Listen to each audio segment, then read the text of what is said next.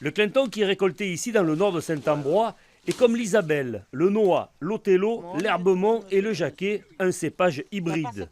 Dominique Garel connaît leurs qualités. L'ex-président du réseau des fruits oubliés et des vins devenus bannis sait que ces vignes des montagnes sont plus qu'écolos, qu'elles n'ont pas besoin de traitement phytosanitaire et qu'elles résistent à l'oïdium et au mildiou.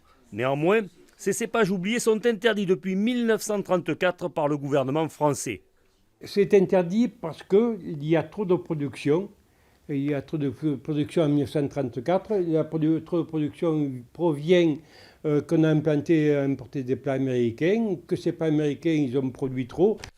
Malgré l'interdiction, ils sont nombreux, depuis dans les Cévennes, à avoir continué à produire ce vin interdit, histoire de résister. Et aujourd'hui, ils sont appuyés par le président de la Fédération gardoise des vins IGP. Ce dernier a écrit au ministre de l'Agriculture pour produire à nouveau ces vins afin de valoriser leur patrimoine viticole à travers l'œnotourisme. En mettant en œuvre une vinification moderne, ils arrivent à obtenir des produits corrects et ils souhaitent remettre au goût du jour ces cépages interdits, cépages oubliés, de telle sorte qu'ils puissent s'inscrire dans leur histoire des Cévennes, leur territoire.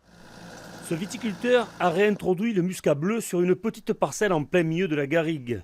Il est issu de croisements de deux cépages très anciens, le Villard Noir et la Perle Noire, tous deux interdits à vinifier, mais autorisés en cépage de table. C'est une grappe très lâche et qui, avec l'air et le vent, du fait de l'exposition de la parcelle, il y a très peu de pourriture sur ce style de cépage, donc peu de traitement, et on peut vendre ce muscat en ayant un raisonnement jusqu'au boutiste dans le bio, c'est-à-dire pratiquement zéro traitement.